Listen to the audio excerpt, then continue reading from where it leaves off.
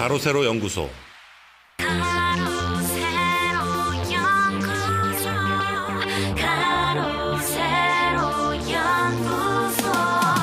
당당한 자세로 재미있는 사실로 새로운 소식을 전하는 방송. 가로세로 연구소. 안녕하세요. 김세희입니다. 안녕하세요. 강용석입니다. 네, 오늘 조원진 대표님 모시고 저희가 오후 4시에 하는 첫 긴급 대담 이제 정규로 저희가 편성을 했는데 역시 첫 손님으로 저희 우리 조원진 대표님 모셨습니다. 시청자 여러분들께 인사 부탁드립니다. 반갑습니다. 오래간만에 가로세로에 나왔습니다. 오늘 뭐 허심탄회하게 할 얘기 다 하는 그러한 방송이 됐으면 좋겠습니다. 아, 정말 오늘 좀 많이 기대되는데 일단 저희가 일단 가볍게 좀 시작을 할게요. 저희가 썸네일로 좀 사진을 좀 이 사진이 참 인상이 깊어가지고 저희가 요 사진을 했었는데요. 한번 요 사진이 언제 어떤 사진이었는지 한번 좀 말씀 좀 해주시죠. 저게 대통령 되시기 전에 아마 그때 살아서 돌아오라 이래가지고 이제 의원들이 막 이제 국회로 이제 친박연대나 친박무소속으로 되고 난 다음에 달성군 체육대에서 찍은 사진이에요.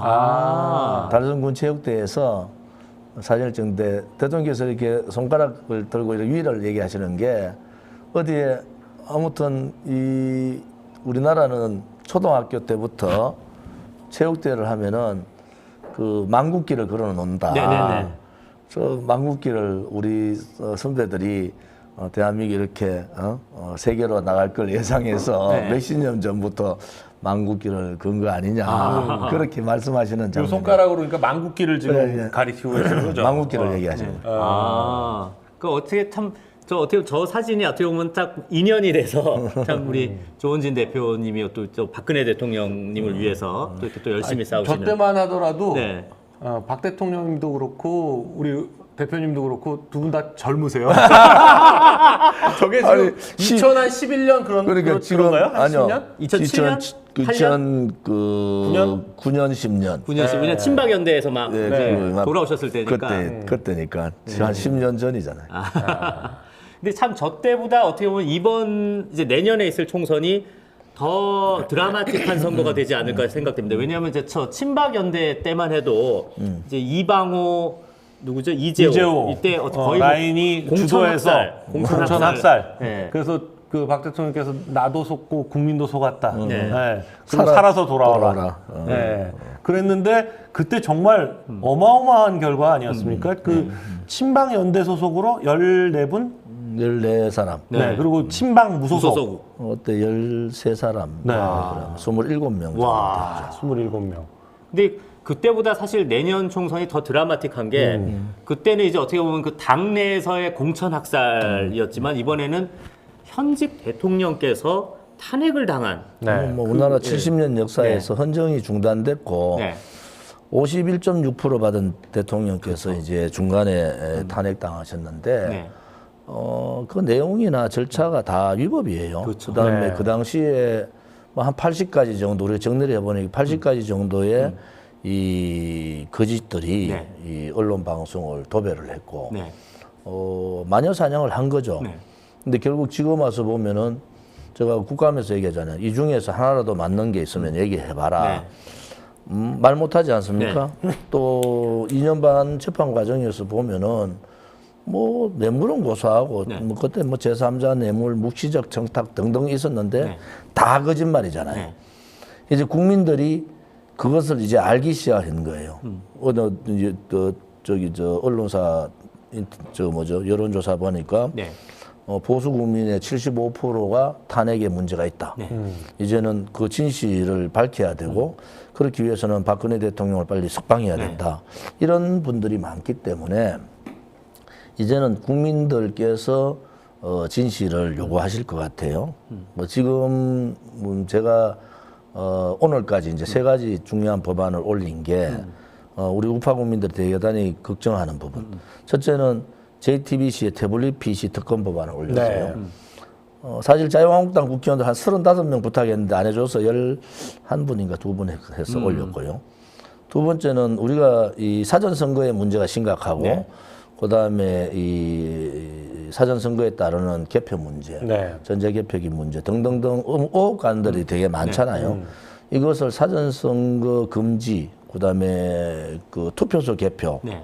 뭐 등등 이런 여러 가지 문제점을 종합해서 선거법안을 올렸어요. 네.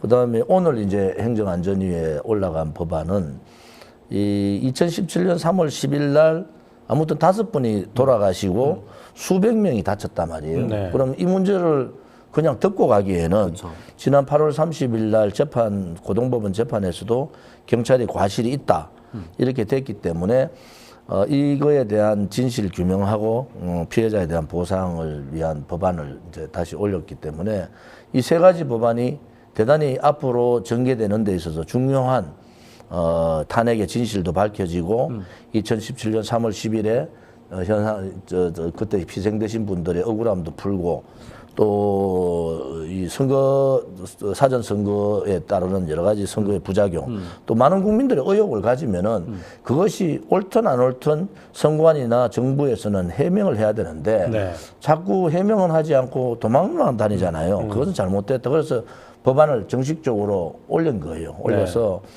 선관위에서 직접 다루고 이제 선거법 이제 패스트트랙 하면서 막 이 선거법 저 선거법 다룰 때 이 문제도 전향적으로 국민들이 의심하는 부분은 새로운 법을 만들든지 규정에 따라서 해야 된다. 뭐 이런 입장으로 이제 세 가지 우리 공화당에서 올린 법안이 대단히 중요한 법안이다 이렇게 보고 있는 거죠. 제가 두 가지를 먼저 말씀드리면 많은 이제 민주노총에 장악된 언론들이 무슨 뭐 친박 연대라는 당이 무슨 말이 되냐, 뭐 무슨 박근혜 뭐 팔이냐 그게 아니라 여러분들이 이게 그 시대의 상황을 모르시는 분들이 이게 잘못 알고 그 시대는 이제 친 이명박계였던 이재호, 이방호가 어떻게 보면 공천 학살을 했습니다. 공천 학살, 공천 학살을 해서 그 대항에서 한 게 친박 연대였다. 공천 학살이라는 게 박근혜 대통령 대구 달성을 중심으로 주변에 완전히 몰살을 해버렸어요. 그러니까요. 주변에 아무튼 친박 쪽은 아무도 공천 안 준 거예요. 그런데 그 지역이 다 살아났죠. 그렇죠. 거기 이제 대구로 따지면 서부 벨트라 해가 살아나고 이제 달성 저쪽에 이제 7구까지 그래 됐는데 지금 그 당시하고 또 다른 거는 지금은 헌정 중단 사태잖아요. 이것은 아무튼 좌파들의 또 혹은 보수 중에서 내각제 세력들에 의한 보수 대통령에 대한 반기를 든 거 아닙니까? 뭐 반기문이 당연히 대통령 될 것이다 생각하고 그걸로 가려고 준비하고 지금 다 해가지고 탄핵 소추하고 또 뭐 미국 방문해가지고 내각제 수용 받고 뭐 등등 이 절차를 보면은 야, 이 사람들이 정말 이 정권 자체를 우습게 봤구나. 그래서 그 당시에 이제 제가 말씀드리면은 뭐 그때 친박 구인회의라고 있었고 제가 그 당시에 전체적인 안을 짜고 그때 회의를 하고 이랬는데 탄핵소추 12월 9일 4일 전인가요? 우리가 결정을 했어요. 무슨 결정이나 오늘 처음 얘기하는데 자 모든 권한을 김무성한테 비대위 주고 다 주고 친박은 뒤로 이어서 다 물러난다. 그리고 그걸 받아가지고 뭐 다음에 공천 문제도 비대위가 주니까 당신들 알아서 하고 우리는 다 뒤로 물러서겠다. 그리고 대통령 탄핵은 안 된다. 대통령 탄핵을 시키지 말고 대통령에 대한 기본적인 조사가 끝날 때까지는 끌고 가자. 이래가지고 제가 김무성 그 당시에 전 대표한테 제안을 던지잖아요. 제안을 던졌는데 결국은 그걸 안 받았죠. 저쪽에서. 그런데 뭐 친박들이 뭐 하는 그건 잘못된 얘기. 우리는 완전히 이선 후퇴를 결정을 한 상황이고 12월 9일 한 3, 4일 전이에요. 제가 만나서 그 얘기를 했는데 뭐 그때는 벌써 세가 김무성 세보다 유승민 세가 결론은 유승민 세가 많아서 그 사람들은 절대 반대해서 안 된다 이런 핑계를 댔는데 그때 사실은 수용을 했으면은 탄핵까지 안 갔다. 그 과정들이 대단히 아쉬운 점이 있다 이래 보는 거죠. 그럼 또 마침 지금 역시 우리 대표님 오시니까 10,000명이 바로 돌파가 됐는데요. 자, 그 말씀하신 김에 지금 김무성 얘기, 유승민 얘기를 하셨으니까 바로 그럼 그 이야기부터 넘어갈 수밖에 없는데. 자, 지금 황교안 대표가 지금 뭐 우파 대통합, 뭐 사실 그러면서 뭐 이제 뭐 바른미래당, 뭐 우리공화당 다 통합하겠다 뭐 이런 얘기를 했지만 사실상 누가 봐도 이건 유승민과의 통합 얘기인 것 같아요. 왜 이런 선택을 하는 것 같습니까? 이제 그 정확한 용어는 자유우파 대통합이라고 했습니다. 네. 아무튼 우리 공화당은 박근혜 대통령이 2017년 3월 10일 탄핵되는 순간 대한민국에 보수 정당 없다 이렇게 선언을 했지 않습니까? 뭐 계속 보수하다가 이번 갑자기 뭐 자유우파 통합이라고 뜬금없이 얘기를 하셨는데 뭐 통합하는 거에 기본 원칙은 맞죠. 네. 선거에서 문재인 좌파 독재 정권을 끌어내리자. 네. 이거 반대하는 사람 어디 있습니까? 뭐 지금 토착 빨갱이 세력들이 모여가지고 저작당을 하고 나라를 체제도 뭐 뒤집고 역사도 뒤집고 있는데 저 세력하고 싸워가지고 끌어내리자는 것은 맞아요. 그런데 탄핵의 문제를 묻고 끌어내리는 것은 그것은 진실에 가깝게 가지 못한다. 그것은 정의가 아니라고 봐요. 그러면은 진실되지 않고 거짓을 가지고 또 불의의 세력들이 뭉쳐가지고 문재인을 끌어내린다? 저는 그것은 가도 안 되고 가서도 안 된다. 그래서 저는 볼 때 이 정권 자체를 잘 봐야 된다. 지금은 체제 전쟁이 붙었기 때문에 중도는 거의 없어요. 이 판을 못 보는 거야. 중도가 거의 없다니까. 그러면 좌와 우가 거의 아마 이 45대 45 이상 될 거예요. 중도에 있는 프로는 5% 정도 안 될 거다. 그런데 이번에 어디 여론조사 봤더니 바른미래가 통합을 하는데 뭐 바른미래 안에서 반대가 50% 넘어요. 그것은 뭐냐? 바른미래 자체에 지지하는 사람들도 통합을 원하지 않는다는 거예요. 그런데 공개적으로 자유한국당 내에 있는 사람들은 우리 공화당하고 다 통합해야 된다. 이게 60% 가까이 되잖아요. 그것은 뭘 의미하느냐? 도대체 이 우파 통합을 황교안 대표가 얘기를 했는데 이 문제는 당심도 얻지 못하고 민심도 얻지 못한 거다. 야당이라는 것은 당원들의 당심도 얻고 민심을 얻어야지 그 작품이 이루어지고 그래야지 투쟁력이 생기는 거예요. 그것이 내용상의 문제가 잘못됐다는 거고 시기의 문제는 지금부터 지소미아 22일, 12월 3일 패스트트랙에 의한 준연동형 비례대표제 또 공수처 이것은 악법 중에 악법이고 좌파 장기 집권 업무의 일환이잖아요. 그러면은 여기에 이것을 저지하고 지소미아는 연장을 하고 이 두 가지 악법을 저지하고 그렇게 하기 위한 모든 투쟁력을 이 20일 남은 상황에서 다 쏟아야 되는 거예요. 다 쏟아야 되는데 뜬금없이 갑자기 자유우파 통합 얘기를 하니까 이것은 시기적으로도 대단히 판단을 잘못했다. 지금은 우리 공화당도 마찬가지고 전체에 있는 분들이 이 악법을 막는데 올인해야 됩니다. 올인해야 돼요. 지금 내가 뭐 머리 깎을 때 머리는 잘 깎는데 아니 조국 장관 하나 때문에 머리 깎으면은 그 다음에 진짜 전쟁할 때는 목을 내놔야 되잖아요. 그래서 뭐 괜찮은데 뭔가 좀 찝찝하다. 제가 얘기하는 것은 네네. 야당은요, 특히 야당 대표는 네 가지의 기본을 가져야 됩니다. 첫째는 본인이 희생해야 돼요. 내가 황교안 대표 보고 대통령 불출마 선언 하라는 거야.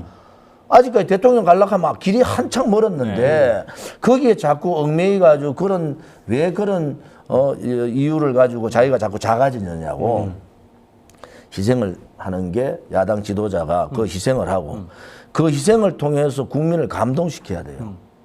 뜬금없이 자유우파 통합하자. 뜬금없이 민부론 나오고 뜬금없이 민평론 내봐야 국민들이 민부론이 뭔지 민평론인지 뭔지 아니 이번에 모병제 하나에 다 묻혀버리잖아요. 그것은 야당이 가는 길이 아니라는 거지. 야당은 희생정신이 있어야 돼요. 다 야당 지도자는. 두 번째 이 희생을 통해서 국민을 감동시켜야 돼요. 자기 희생 없는 감동이 있습니까? 세 번째는 이 판을 자기 스스로 읽어야 돼요.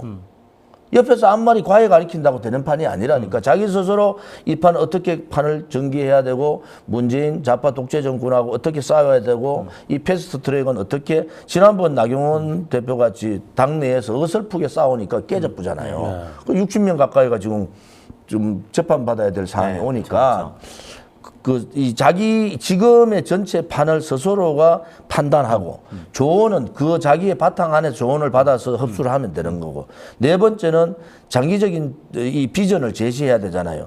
그러면 야당 지도자가 특히 제1야당의 지도자는 항상 거기에 또 뭐 황교안 대표 잘하는 기도를 해서 하던 아무튼 24시간 그거에 24시간 몰두를 해야 돼요. 네네. 그러면서 그 그림이 그려지잖아요. 네네. 뭐 우리 공화당 두 사람밖에 없는 우리 공화당도 저도 24시간 자나 깨나 그 생각을 한다니까. 네네. 뭘 이 판을 어떻게 끌고 가야 되느냐. 또 이 좌파 독재들이 이렇게 사람으로 해가지고 내각제 하려다가 노무현 정신을 받들라 그랬잖아. 올 3월 달까지는. 올 3월 달까지는 좌우연정 하려고 그런 거예요. 네. 그런데 이게 좌우연정 해보려고 보니까 실질적으로 영남권에서 더불어민주당이 참패야. 그 당시에 조사해. 그래서 이거 자유연정이란 큰일 나겠다.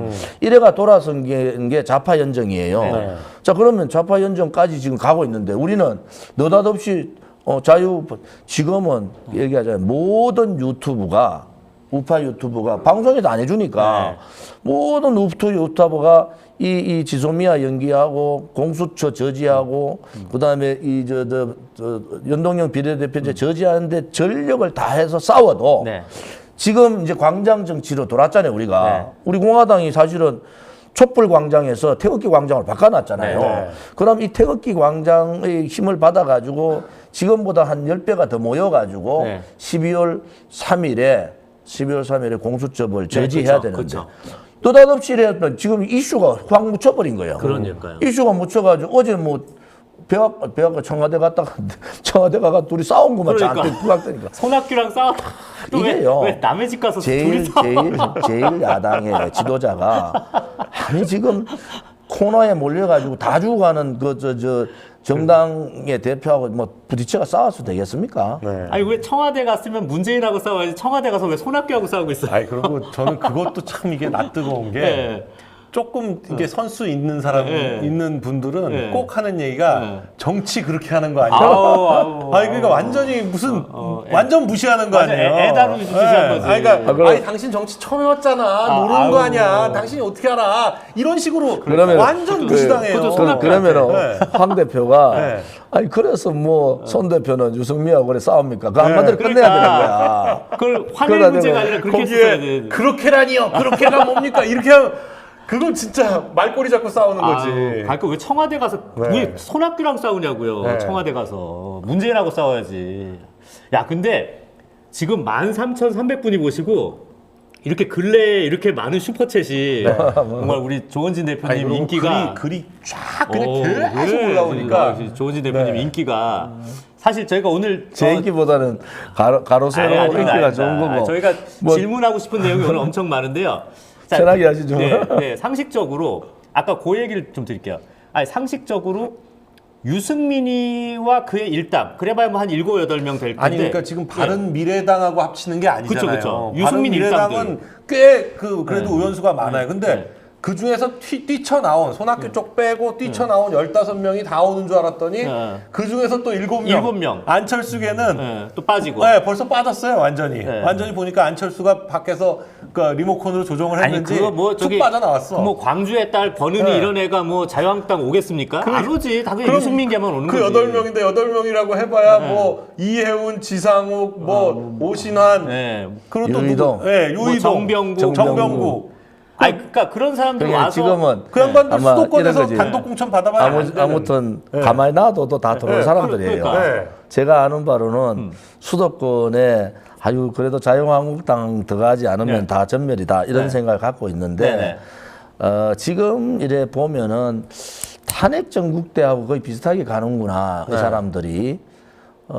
황교안 대표의 머리에 도대체 누가 이런 말도 안 되는 이 통합 논의를 붙였느냐. 지금 이렇게 한 보수의 판을 두 분이 더 잘 아시지만 내가 보는 판은 또 김무성, 박지원, 김무성, 박지원, 유승민 이 그림이 또 그려지잖아요. 왜 그려지냐? 거기에 이제 소위 말하는 친이계, 떨거지 됐는 친이계들 있잖아요. 이 사람들이 뭔가 또 한번 해볼까 싶은 그림이야. 왜? 또 그 탄핵판 유승민을 이렇게 데려가면은 그러면은 손학규, 박지원은 길이 생겨요. 네. 합쳐야 되잖아. 네.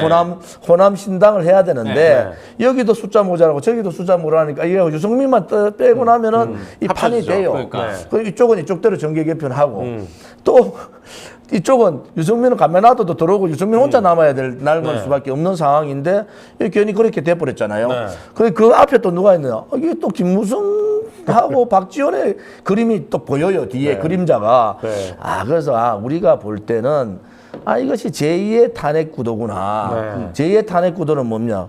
제1의 탄핵은 멀쩡한 대통령을 죽였잖아요. 네. 제2의 탄핵은 뭡니까? 자유한국당을 죽이는 거예요. 네. 네. 자유한국당을 죽이는 것은 저는 뭐 우리 공화당이지만은 자유한국당이 죽으면 안 돼요.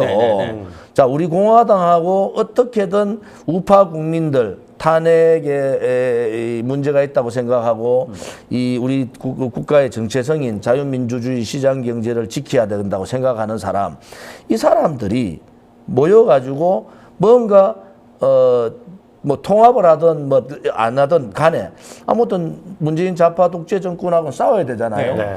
그런데 그 뒤에 그림자 속에 탄핵돼 있었던 그 사람들의 그림이 자꾸 보인단 말이에요. 네. 지금 벌써 김무성이가 A 플랜을 제시했고 네, 그러니까요. 뭐 또 뭐 누구지 MB 박형준 쪽에 시켜가지고. 박영준이가 또 B 플랜을 제시했고 뭐 또 C 플랜도 제시했고 네. 왜 그 뒤에 네. 탄핵하고 똑같이 김무성, 박지원, 또. MB 네. 또 유승민 네. 이 그림자들이 왜 보이냐는 거예요. 그래서 이거는 대단히 잘못된 불의의 세력들의 야합이다 우리가 네. 선언을 했는 게 지금 보니까 얼마 되지도 않았죠. 일주일 만에 뒤에 배경이 다 다 나오는 나왔어요. 다 그러니까. 나왔어. 그러니까 안 되는 거예요. 아니 그러니까 제가 그 황교안 대표가 사실 그 뭐 대통령 권한 대행까지 했지만 네, 네, 네. 진짜 정치적으로는 정말 초년병 같이 느껴지는 게 그러니까요. 박형준, 김형준 이런 양반들이 있거든요. 박형준도 이제 동아대 교수 출신이잖아요. 네. 김형준 명지대 교수 이 두 양반은 네. 박형준 교수는 뭐 비례대표로 국회의원 한번 했지만 김형준 교수는 매번 선거 때마다 공천받고 싶은데 공천을 못 받아요. TV는 많이 나오시죠. TV는 많이 나오는데 근데 이 두 양반은 네. 입은 사람, 입만 살았어. 네. 말은 끝내주게 해요. 그러니까 정치 처음 하는 사람들이 들으면 네. 좀 있어 보이지. 아니 그러니까 또 또 밖에 또 이제 그러니까 보통 스핀 닥터라고 네. 얘기하는 그룹들 있잖아요. 그러니까 스핀 닥터라고 하는 그 정치 공학 하는 그 사람들이 보통 왜 스핀 닥터냐면 이렇게 한 두 번 꼬아요. 그러니까 이렇게 막 이렇게 꼬고 저렇게 꼬니까 처음 듣는 사람들이 보니까 있어 보이는구나. 그러니까 초선만 지나도 그 사람들 사기꾼이라는 거 금방 알아. 뭐 아니, 사기꾼으로 생각될 수 네, 있어요. 사기꾼처럼 보인다. 들려요. 누군지 근데- 사기꾼이라는 얘기는 아닙니다. 근데 그렇지 않고 네. 이게 정치 잘 모르는 사람들이 네. 볼 때는 네. 막 판세를 놓고 막 대한민국 정치를 막 왔다 갔다 하면서 뭐 그동안이 이랬고 저랬고 하면서 막 너무 그럴듯하게 들리거든. 그래서 제가 보니까 황교안 대표가 김무성 대표가 김무성이 하는 얘기는 네. 아무래도 저 사람이 무슨 속에 뭐가 있겠지 하고 그치. 의심을 하고 들으니까 저게 잘 안 들리지만 박형준 같은 사람들이 얘기하면 뭔가 좀 약간 지적으로 보이면서 지적이고 뭐 욕심 없어 보여. 자기 욕심이 없지. 그냥 정치판을 객관적으로 바라보는 것처럼 보이니까 그럴듯하게 들리거든. 그러니까 네. 강변이 박영준 잘 알잖아요. 잘 알죠. MB 정권 때 네. 아유, 아니 박형준이 뛰는 쪽마다 다 망해요. 오세훈이 괜히 저 바깥 나가고 그게 아니라 그 대성고등학교 그 1년인가 선배가 1년인가 후배인가 그래요? 그래요. 오세훈 사퇴하라고 꼬신 게 박형준이에요. 그거 캐삭빵 서울시장 사퇴하라고 한 그거 거. 다리 자기 직을 걸고 네, 한 거. 네. 그게 박형준 아이디어입니까? 아니 그러고 안 걸어도 되거든. 사퇴 안 해도 돼요. 저 투표 졌어도 안 걸어도 돼. 근데 지금 안 걸면 안 된다. 지금 사퇴를 해야 아이고야. 대선 후보로 간다. 그렇게 꼬셔가지고 그걸 사퇴한 거 아니에요. 보수 정권의 이제 그 뚝이 무너지기 시작한 거 아니에요. 네, 그러니까요. 그때부터 그때부터 시작했죠. 그때부터 그때부터 박원순이 서울시를 장악하고. 그래서 아무거 없는 안철수가 갑자기 부각되고 그러다가 또 뭐 밀어주기 해가지고 박원순이 되고 뭐 이런 사실은 그러니까 자기들의 생각이 정치판에 있지 않은 사람이 자기들의 생각을 가지고 만들기는 되게 많이 만드는데 누가 행동하느냐가 되게 중요하잖아요. 지금은 자 우리 대통령이 2016년 10월부터 해가지고 이제 3년이잖아요. 자, 그러면 우리가 체제가 무너지고 정권이 좌파로 넘어가고 우리 대한민국이 사회주의화가 점점 가고 경제가 무너지고 막 이런 여러 가지 일련의 상황들이 있었잖아요. 네. 그럼 정치인들이 그 3년 사이에 도대체 저 사람들이 뭘 했는가를 한번 봐야 돼요. 네. 체제가 무너져 역사가 뒤집어지고 막 난리가 했는데 3년 동안 아무 말도 안 하고 가만히 있었잖아요. 네네. 전부. 네네. 그거는 용기가 없다고 봐요. 왜냐하면은 최소한도로 보수, 우리는 보수자를 잘 안 쓰지만은 네네네. 우파 정치인이라고 하면은 기본적인 지켜야 될 대한민국의 정체성, 네네.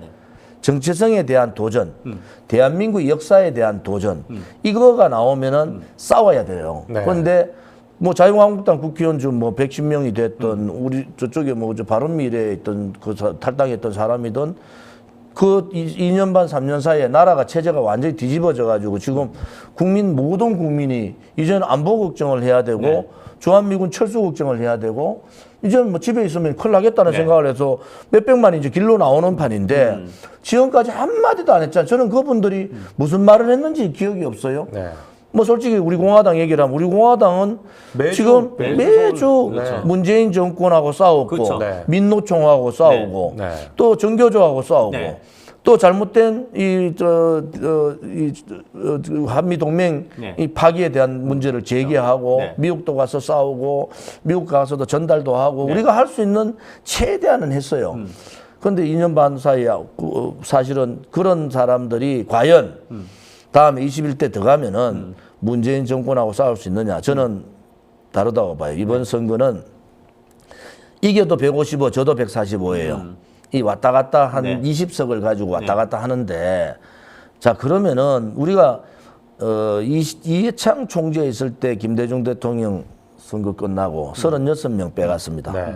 뭐 이거는 정치적인 내용이 그대로 있습니다. 누가 가서 어떤 네. 입장에서 그만두고 그때 97년에 대통령 되고 국민회의가 30몇 명을 빼가지고 36명 네. 빼갔어요. 그래서 당시에 자, 엄청 그러면은 많이 빼갔네요. 지금 문재인 정권은 네.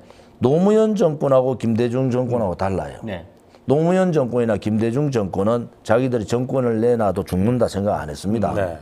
우리 공화당이 왜 자유한국당 보고 인적 쇄신을 하고 자꾸 80%를 사람 바꾸라 하는 것은 다음에 당선되는 것이 중요하지 않고 이러한 하자가 없는 책이 잡히지 않는 새로운 인물로 넣으라는 거예요.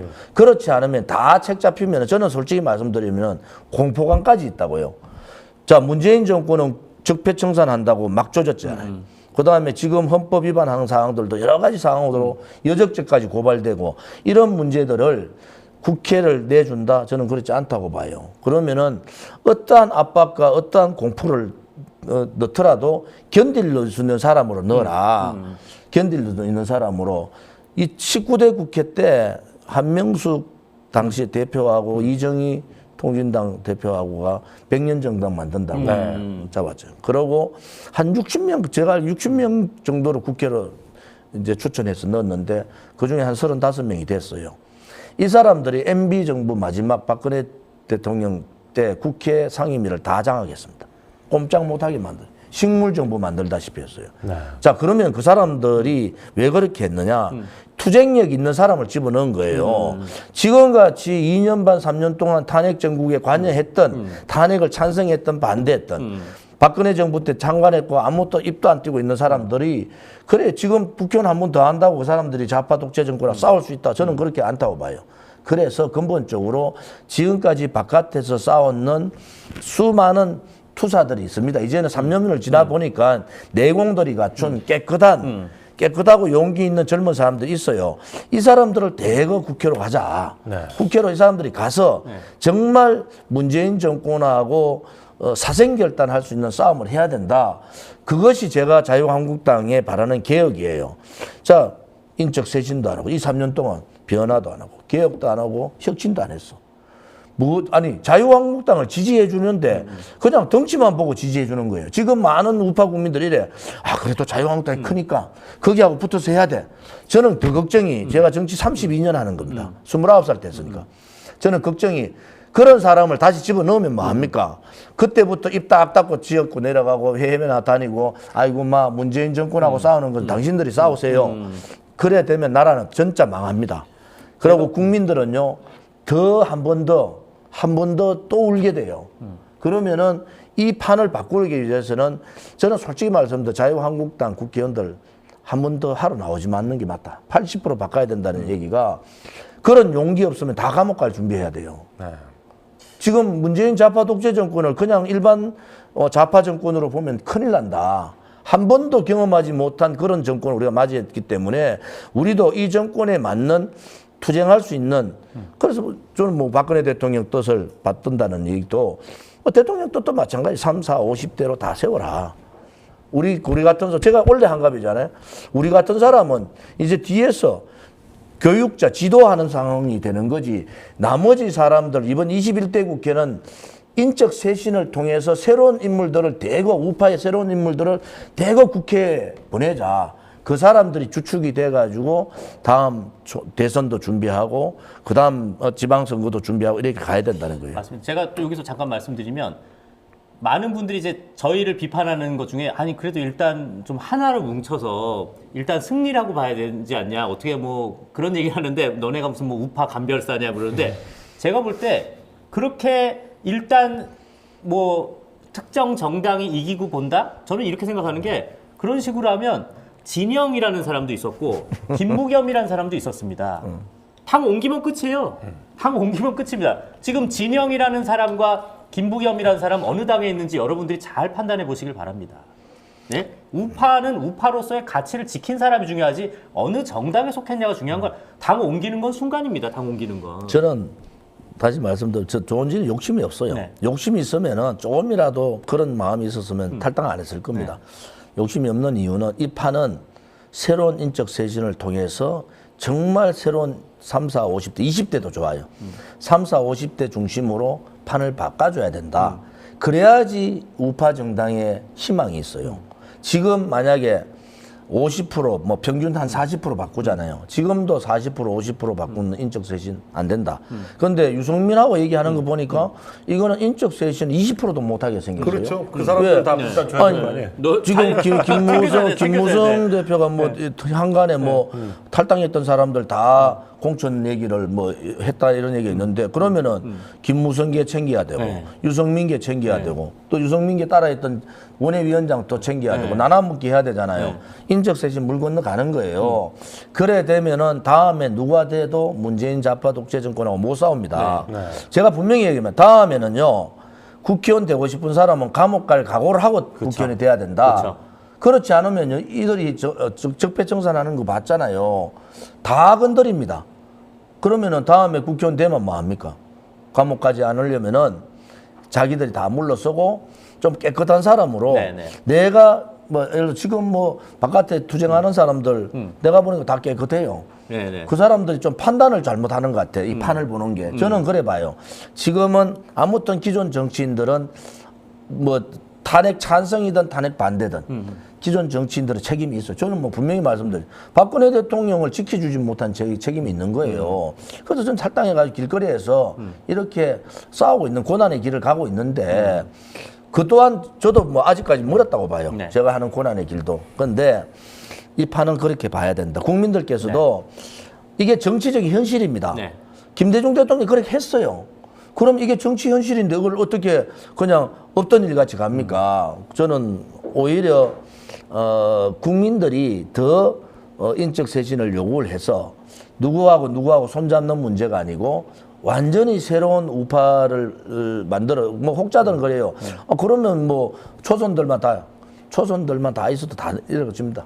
그래서 새로운 사람으로 다 바꾸는 게 이기는 길이다. 제가 토요일에 이제 홍문종 대표를 이제 마로니에 공원에서 이제 할 때 만났는데 홍문종 대표도 이 얘기를 하시더라고요. 당의 크기가 중요한 게 아니다. 마크롱도 그 어떻게 보면 1인 정당으로 정권 잡은 거 아닙니까? 그러니까 그 당의 크기가 중요한 게 아니고 우리 공화당 뭐 작지만 강한 당 뭐 얘기하셨고요. 근데 역시 제가 또 이 말씀 드릴 수 없는 게 지금 17,300분 넘게 정말 우리 조원진 대표님 저희가 좀 어려울 때마다 좀 대단하네. 자주 출연해 주시죠. 아니 근데 정말 그 지금 저런 통합은 아니 정병국 이해운이 20대 국회에서 한 게 뭐가 있습니까? 탄핵에 찬성표 던지고 탈당해가지고 그냥 정치 생명 유지한 거 말고 우파 자유 우파를 위해서 한 일이 도대체 뭐가 있어요? 그러니까요. 아니 뭐 단 한 번도 문재인 정권을 무슨 비판을 하기로 했습니까? 뭐 아무것도 한 거 없잖아요. 그 사람들 국회의원 한 번 더 시켜주려고 지금 통합하는 거예요? 그러니까 저 방금 말씀하셨지만 사실 똘똘한 30명만 있으면 그럼요. 상임위별로 2명씩 해가지고 쫙 가면 이 정권 뭐 어떤 의도를 가지고 뭘 하려고 해도 다 막을 수 있어요. 진짜 그러니까요. 똘똘한 사람 둘만 있으면. 근데 그럴 사람이 없기 때문에 맞습니다. 숫자가 필요한 건데 그게 숫자가 중요한 게 아니잖아요. 지금 저희 우리 공화당은 다시 말씀드리면은 아무튼 3, 4, 50대를 거의 기반으로 거의 다 3, 4, 50대를 중심으로 공천을 할 거고 또 그분들이 저는 다음에 이 우파를 이끌고 갈 거다 이런 생각을 하고 있습니다. 자, 저희가 아까 좀 사진 하나 준비해 그 유승민과 김무성이 굉장히 사랑하는 사이였나 봐요. 그래서 아주 딥키스를 하는 게 아닌가 하는 아우 뭐 이 어떻게 보면은 다이어트를 좀 하고 싶으신 분들이 이 사진 보면 밥맛이 뚝 떨어지는 아무튼 뭐 식욕을 이렇게 많이 잃게 하는 저래하고 일주일 만에 헤어졌잖아요. 저 가운데 끌어안는 사람이 저 주호영이죠, 주호영. 주호영이 제가 뒷사진 보니까 제가 아마 주호영일 겁니다. 제가 뒷사진 보니까 주호영 같던데 아이고 참 저러고 나서 김무성 복당한 건가요? 그렇죠. 참 그런데 결국은 그 유승민의 그 입술을 못 잊어서 지금 그 황교안 대표한테 얘기해서 지금 어떻게 보면 끌어오려고 지금 그러는 상황인 거죠. 아니 그러니까 지금. 결국은 그런 거 아니에요. 지금 그 유승민은 그때 안 들어온 거 지금 들어가 봐야 지금 복당해 봐야 나중에 공천 때 오히려 찬밥된다. 지금 판세를 보니 버티고 있으면 나중에 결국 손이 합치자고 올 텐데 그때 해야 몸값이 올라간다. 지금 그게 맞아가지고 지금 몸값이 확 뛴 거 아니에요. 그러니까요. 근데 사실 진짜 말씀하신 대로 유승민 온다고 자유한국당 지지율 올라갈까요? 이번에 황교안 대표 지지율이 팍 빠져버렸잖아요. 그 원칙이 야당 지도자는 좀 원칙이 있어야 돼요. 자꾸 흔들리면 안 됩니다. 제가 말씀드리는 것은 황교안 대표가 지금까지 2년 반 동안 자유한국당이 하지 못했던 걸 하셔야 돼요. 그것은 뭐 본인부터 내려놓고 그다음에 미안하지만 이번 탄핵은 탄핵 찬반을 떠나서 책임을 지셔야 된다. 20대 국회는. 그렇게 하면서 인적 쇄신을 선언을 하고 80% 인적 쇄신하겠다. 공식 선언을 하시고 하면은 국회의원들은요. 20% 안에 자기가 다 들어간 줄 알아요. 자기는 다 공천 받는 줄 알아요. 공천 떨어지는 그날까지 자기는 공천 받는 줄 알아요. 그런 어떤 정치력도 그건 속이는 게 아니에요. 그렇게 단호함이 좀 필요하다. 국민들이 자유한국당한테 바라는 것은 너가 투쟁을 하라. 이 좌파 독재 정권하고 전면 싸우라는 거고. 두 번째는 그렇지 못하면 물러서라는 거예요. 그러고 난 다음에 새로운 그림을 그려서 한판 붙자 이거 아니겠어요? 그런데 쇄신도 안 하고 개혁도 안 하는 자유한국당이 오로지 숫자만 많다고 모연다. 동력도 5번 집회하고 동력 떨어져서 못한다. 우리는 지금 153차예요. 3년간을 매주 빠지지 않고 집회하는데 저희들도 집회에 피로감이 있죠. 단지 하나, 이것은 우리 공화당의 사람들이 매주 5천 명이 모여요. 제가 매월 오늘도 발표했어요. 오늘 4,700 얼마 입당했습니다. 오늘도 아침마다 매주 월요일마다 제가 발표를 오늘 입당을 어디서 얼마나 했는지 다 발표를 하는데 매주 5천 명이 돌아요. 이것은 흐름이잖아요. 우리 공화당이 2사람밖에 없는데 어떻게 전국에서 매주 5천 명의 당원이 자발적으로 다 입당을 하느냐는 거예요. 그것은 자유한국당이 놓치고 있는 민심이기도 합니다. 그 민심이 핵심이 제가 얼마 전에 얘기했지만은 미안하지만은 21대 총선은 뭐 유승민 그다음에 황교안 선거가 아닙니다. 이번 선거는 결국은 문재인 대 박근혜 대통령의 선거가 될 수밖에 없고 이것은 대통령이 풀려 나오지 않으면 더 나오지 않을수록 더 강한 입장이 될 수밖에 없다. 왜 지금 보시면은 이제 올해 12월 25일이 천일 되는 날이에요. 그다음에 이제 재판이 어떻게 되는지 모르지만은 뭐 재판이 일찍 정리가 되면은 그 중간에 설날이 있어요. 그리고 3월 10일이 탄핵되는 3년 되는 날이에요. 자, 그래 보면은 우리가 지금 우리가 돌이켜 보면은 자 이런 여러 가지 상황들을 문재인 정권은 고민이 많을 거예요. 묶어둬야 되나 풀어야 되나 고민이 많은데 묶어두면 묶어둘수록 더 이게 이 판이 커질 수도 있고 이 판단은 잘 안 돼요, 솔직히. 그런데 지금 이번에 유승민하고의 이런 뭐 우파 통합을 선언했는 것은 뭔가 판단을 잘못했구나. 그렇다 해가지고 박근혜 대통령 우리 공화당이 죽느냐. 오히려 더 올라가잖아요. 네. 지금 문제는 이제는 딱 정리가 되는구나. 유승민도 그래 너거는 그렇게 가고 이쪽은 이쪽대로 이제 확실한 전선 구축이 되지 않습니까? 그것이 우파 연대를 통해서 어떻게 가는 건 그다음 사후 문제라요. 네네. 그 문제는 선거 이전에 사후 문제인데 지금의 전선 구도는 확실하게 이번 통합을 통해서 가져갔다. 그러면은 이제 박근혜 대통령의 메시지가 어떻게 나올 거냐 여기에 대해서 대단히 국민들이 이제 관심을 가질 거예요. 대통령이 유승민을 끌고 갔는데 그렇게 갈까? 또 저는 한편으로 대통령 지금도 국민과 대한민국만 생각하고 계신 분인데 아무튼 이 체제 역사 싸움에서 현명한 판단을 하시지 않겠느냐. 또 저는 그런 믿음이 있고 자 그런 부분에 있어서 우리가 좀 더 기다려 봐야 된다. 지금 섣불리 유승민하고 손잡으면서 황교안 대표의 지도력이 이제 민낯이 났고 지지율이 더 떨어져 볼 거예요. 결국 지지율 떨어지면 뭐겠노? 이제 선거 놔두면 잘 쓰는 거 있잖아요. 멀쩡한 사람들도 막 끄집어내는데 지지율도 떨어지고 뭐 했더니 이게 이제는 비대위로 가야 된다. 아니 그러니까 저는 볼 때 늪을 던지나 놓고 황교안을 집어넣어 버린 거야. 네네네네. 무슨 말인지 아시죠? 네네네. 아까 제가 뒤에 있는 그림자들이 대단히 좀 보기 싫은 그림자들이 이 벽 뒤에 있어요. 네네. 지금 자 박지원도 지금 답답하잖아요. 인형극을 하면 앞에 인형들이 뛰고 있지만 사실은 자, 뒤에 지금 사람이 사람이 움직이는 조종한 거죠. 사람이 있는 거지. 답답한 게 사람이 지금 움직이는 현 거죠. 상황에서 답답해 제일 네. 답답한 게 누구? 손학규, 박지원이 제일 답답한 거예요 지금. 네. 두 사람이 제일 답답해. 뭔가 이렇게 뭐 유승민이 빠져줘야지 이게 뭐 네. 자기들 그림이 되는데. 합쳐지는데. 자 유승민 빠져주면 그래 그 유승민은 그러면 누가 또 뭐 한교안한테 가서 이렇게 그래서 그 늪을 이게 늪이다. 이거는 우리를 자유한국당을 죽이려고 하는 거다. 이 판단이 있어야 돼요. 네. 이 늪으로 들어가 버렸잖아요. 그러면서 황교안 체제는 거의 이제 무너지고 비대위 체제로 갈 가능성이 되게 높아져 버려요. 그전에는 비대위 체제가 안 되는 방향이 여론이 많았어요. 그런데 지금은 늪으로 짚고 놓고 난 다음 진짜 다 돌았습니다. 네. 뭐라고 돌아서느냐. 늪에 딱 띄워놓고는 이제 공개를 해요. 내가 이런 거 했고 또 막 유승민도 이렇게 얘기했고 뭐 우리가 이렇게 보고 있어요.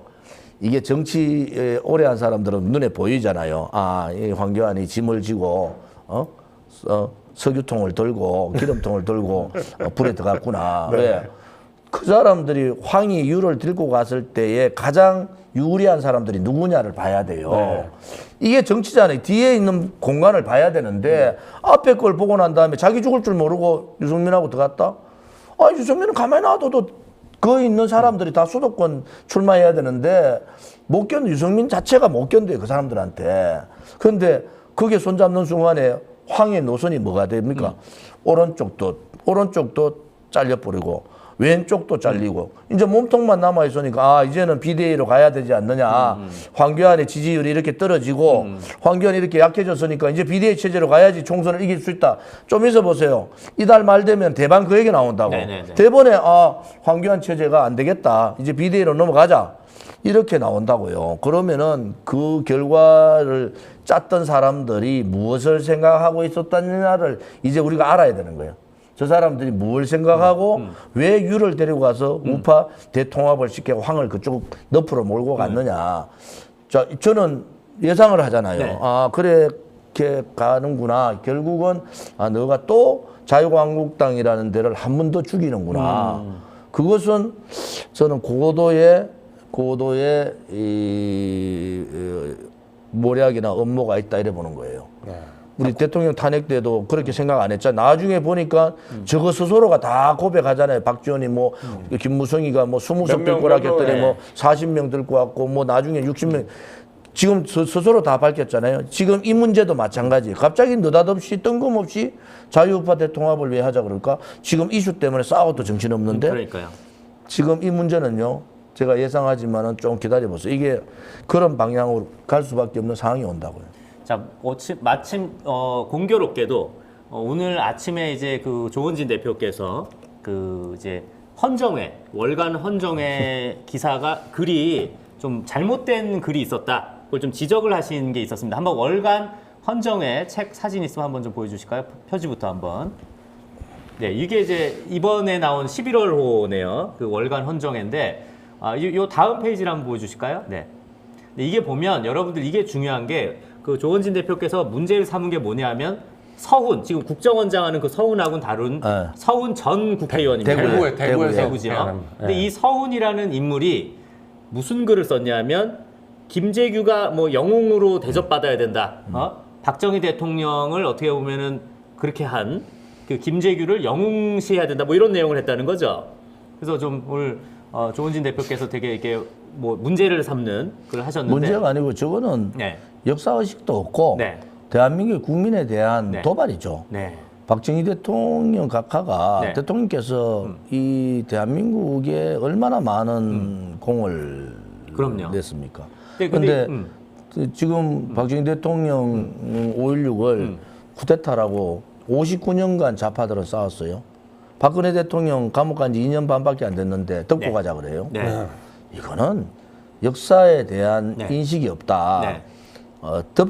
덮으려야 덮을 수 없는 것이 있는 거예요. 네, 네.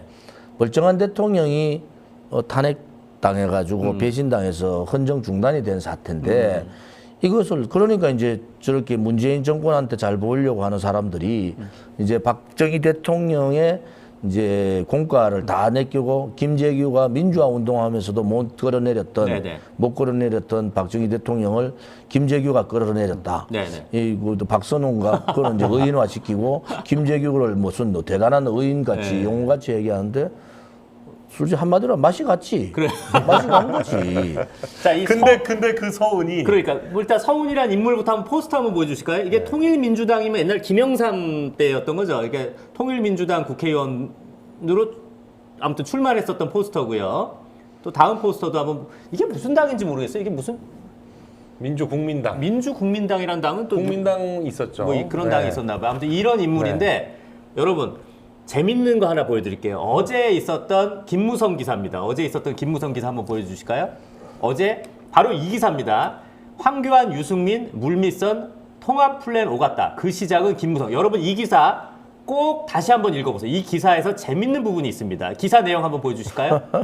자, 이때 누군가가 이제 김무성입니다. 김무성 전 대표에게 전화를 걸어왔다. 여보세요. 네네. 황 대표, 황교안이죠. 황교안은 마음을 갖고 있는데 내년 총선 지면 대선은 끝이잖아요. 그런데 친박 중에 그리고 연동형 비례대표제 때문에 통합 바람이 중단됐어요. 이러고 전화 끊어졌답니다. 전화 끊은 뒤 기자에게 김무성이 통화 내용을 설명해 줬답니다. 대구의 서훈 국정원장과는 동명. 서훈 전 의원인데 걱정돼가지고 수시로 전화가 와. 이라는 겁니다. 그러니까 김무성과 서훈의 관계가 명확하게 드러나는 그 내용입니다. 이 기사. 네. 그 김무성한테 계속 이렇게 전화하고 하는 서훈이 네. 헌정회의 월간지에 네. 이 도발을 한 거 아닙니까? 박정희 대통령에 대해서 네. 김재규를 의인화시킨 거 아니에요? 영웅을 만들고. 그러면 네. 김무성도 거기에 같이 동의한다는 얘기인가? 아니 보니까 김영삼계네요. 김영삼계. 아무튼 그렇죠. 아무튼 이 문제는 네. 저는 좀 안타까운 게 헌정의 월간지에 네. 이런 기사가 월간지에 나갔다는 자체가 헌정회를 모독한 거고 네. 또 본인의 생각은 우리 대한민국의 대부분의 국민들 생각하고 다르잖아요. 네. 아니 김재규를 지금 의인화하고 뭐 좌파들 빨갱이들이야 그럴 수 있지. 빨갱이들은 그래 얘기하잖아요. 그렇게 박정희 대통령에 대해서 헬라 현도 못했는데 김재규가 대단히 했다 해가지고 어때 또 뭐 잘 보이려고 하는 군대에서는 거기 몇 사단 6사단인가 뭐 그쪽에서는 또 뭐 김재규 사진도 다시 걸고 말이지. 그게 맛이 갔어요. 아무리 좌파 세상이 돼도. 국민들 정서하고 동떨어진 얘기를 하는 것은 그것은 안 맞지. 그러고 대한민국이 아무리 토착 빨갱이 세력들이 움직인다 해도 대한민국의 자유민주주의 체제를 뒤엎기에는 미안하지만은 네. 토착 발갱이 세력들의 힘이 약하다. 네, 네. 그리고 우리도 이제는 뭐 저희들이 토착 외구라 하면은 너건 토착 발갱이라고 얘기를 해야 되잖아요. 저런 식으로 말도 안 되는 짓을 하고 있는데 그냥 우파들은 요거를 얻어먹어도 참아야 되고 우파들은 그냥 이래 동네 북이 돼도 된다 천만에. 네. 우파들한테 우리 공화당이 천막 당사를 광화문에 치고 죽을 각오로 투쟁을 했는 이유는 물론 돌아가신 분들의 진상 규명도 중요하지만 그때 우리 우파 국민들이 전부 다 소위 말하는 패배의식에 젖어 있은 거예요. 네. 그리고 뭔가 두려움에 있었고 그 국민들한테 용기를 준 거예요. 네. 자, 우리가 이렇게 싸울 테니까 여러분들 용기를 가지고 광화문으로 나오시면 됩니다.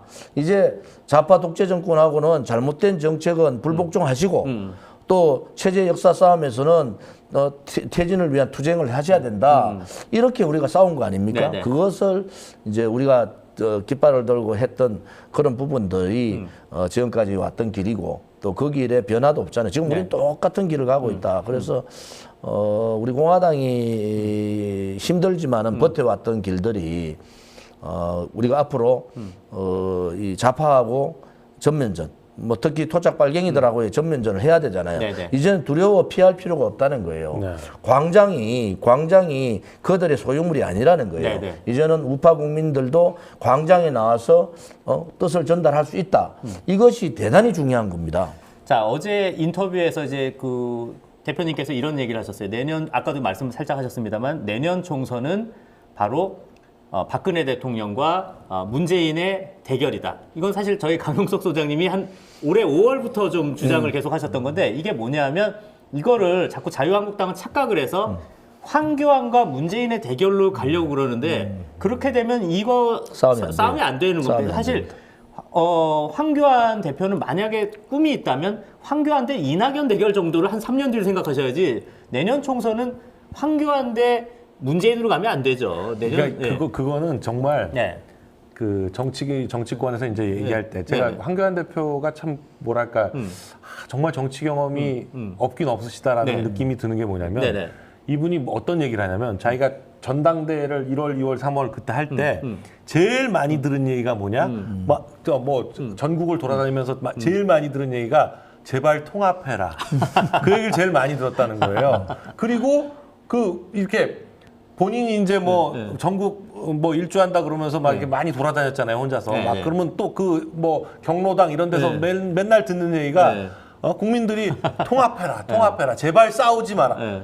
근데 정치인을 직접 만나면요. 네네. 그냥 일반 국민들이 정치인한테 할 수 있는 얘기는 그렇죠. 제발 싸우지 그쵸, 말아요. 그쵸. 제발 싸우지 말라고. 지금은 황교안 대표한테는 네. 제발 통합해라. 그렇게밖에 할 말이 없죠. 그쵸. 그런데 그런 말 듣고 정치하면요.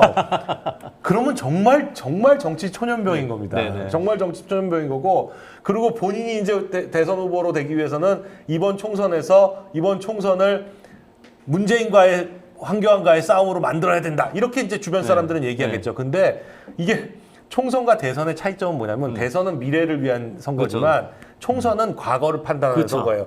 그래서 원래 총선은 심판이죠, 심판. 회고적인 선거, 심판의 선거라고 얘기하고 대선은 미래를 향한 선거라고 그렇죠. 얘기합니다. 네. 그러니까 대선을 심판으로 하려고 그러면 네. 이 판이 바뀌어요. 왜냐하면 그렇죠. 그 전직 대통령은 다음번에 출마하지 그렇죠, 않아요. 그렇죠. 새로운 후보하고 싸우는 거예요. 그렇죠. 그러니까 정확하게 미래로 가는 아, 건데 진짜 지적 좋습니다. 총선은 지금 현 정권에 대한 심판이고 네. 현 대통령에 대한 심판이에요. 근데 현 대통령에 대한 심판을 본인이 하겠다? 이제 선거 1년 그러니까 정치자간 지 1년밖에 안 됐고 국회의원도 아닌 사람이 지금 어떻게 해요? 문제는 네. 아무튼 맞습니다. 최고의 피해 당사자는 박근혜 대통령인데 네. 이분이 어떻게 이 문제를 풀어나갈 건가. 우리 공화당 분명히 말씀드려서 우리는 확장 세력이지 네. 분열 세력이 아니다. 네. 우리 공화당 사람들이 대부분이 확장 통합 이 문제를 우리도 대단히 고민을 많이 하고 있어요. 그런데 통합 확장이 그냥 거짓 불이 이렇게 가서는 안 된다는 거예요. 뭔가 명분이 있어야 돼요. 네네. 그 명분이 뭐냐? 진실과 정의라는 어느 명분을 내세운 거예요. 그다음에 결국 문제는 박근혜 대통령이 이 문제를 풀 수밖에 없다. 저는 그렇게 보고 그래서 제가 박근혜 대통령 대 문재인의 싸움이라는 것은 탄핵에 대한 심판론이 나올 겁니다. 네. 지금부터 아마 본격적으로 탄핵 심판론이 어떻게 나오느냐. 문재인 정권에 대한 탄핵 심판론도 나와요. 왜? 문재인 정권이 들어서지 않았으면 이러한 소위 말하는 경제 참사나 인사 참사, 외교 참사 이런 게 없었단 말이에요. 자, 그럼 문재인 정권이 왜 들어섰느냐? 여기 근본적인 얘기들이 이제 나올 수밖에 없습니다. 지금 수많은 토론회에서 그런 얘기들 오갈 거고 그 토론을 통해서 문재인 정권의 탄생이 처음에 생긴 게 어떻게 생겼고 또 거기에 따라서 누가 어떤 식으로 해서 문재인 정권이 만들어졌느냐. 그 당시에 촛불에 참여했던 사람들의 대부분의 사람들이 돌아섰는데 그 촛불에 돌아섰는 게 더 자기가 믿었던 사람이 잘못하면 더 화가 나잖아요. 네네. 지금 그런 구도를 지금 가고 있는데 지금 이것을 느닷없이 우파를 사람을 모아가지고 이렇게 하는 그건 아니에요. 네네. 뭐냐면 확실한 싸울 수 있는 명분 또 메시지 하나를 던지더라도 뭐 민부르나 민평론 안만 던지면 기회 저도 모르는데 저도 관심 있어서 찾아볼 수도 없어요. 모르는데 이슈를 가져가더라도 확실하게 가져가야 되잖아요. 네. 이거는 자유우파 통합 이슈는 시기적으로 대단히 지금 저는 그래 봐요. 이번 12월 12일까지 국회가 되면 예산 국회까지는 전면 투쟁 기간이에요. 이 전면 투쟁 기간에 느닷없이 밖에 나가가지고 투쟁해야 되는데 밖에 나가서 엉뚱한 소리 하니까 사람들이 이게 뭐야? 그럼 통합하면은 뭐 우리가 안 싸워도 되는가? 이거 아니잖아요. 근데 판을 잘못 본 강용석 소장님도 굉장히 중요한 저는 오늘 약간 이렇게 딱 뭐가 와닿는 게 말 그대로 총선은 심판의 성격이 강하고 그렇죠. 과거에 대해서 하는데 지금 자유한국당이 굉장히 착각하는 게 유승민을 데려오면서 탄핵은 잠시 묻어두자. 과거는 묻지 마세요. 네. 이런 식으로 총선에서 이기겠습니까? 그럴 생각을 과거를 안 묻지 돼요. 마세요 해서. 아니, 그러니까 아니 지금- 민주당은 당연히 네. 촛불 정권 이런 얘기를 계속 할 텐데 거기다 대고 촛불 과거는 혁명을 묻지 계속 마세요. 얘기하는 근데 그런데 과거 묻지 마세요. 촛불혁명은 계속돼야 한다라는 민주당 세력과 네. 촛불로 해서 그게 잘못됐다. 기본이 잘못됐기 때문에 이 정권이 이 모양인 거다. 나라가 이렇게 망했다. 나라가 이렇게 망했다. 이렇게 해서 둘 중에 하나를 선택하게 그렇죠. 만드는 그렇게 게 싸워야 되는데. 선거예요. 선거는 결국 이 싱글 이슈 가지고 싸우는 거지. 민부론이니 민평론이니 무슨 뭐 섹스폰이니 아무리 해봐야 섹스폰. 하나도 기억 못해요. 그래서 박근혜냐 문재인이냐 이거 선택해라. 이게 제일 쉬운 거예요. 섹스폰 얘기가 이런 거잖아요. 무슨 뭐 표창장 더 주고 네. 여기는 이게 자유한국당 내부의 분위기라는 네네. 거예요. 내부에는 우리는 내부가 이건 체제의 역사 싸움이고 이 싸움은 대단히 힘든 싸움이 네. 되겠구나. 네네.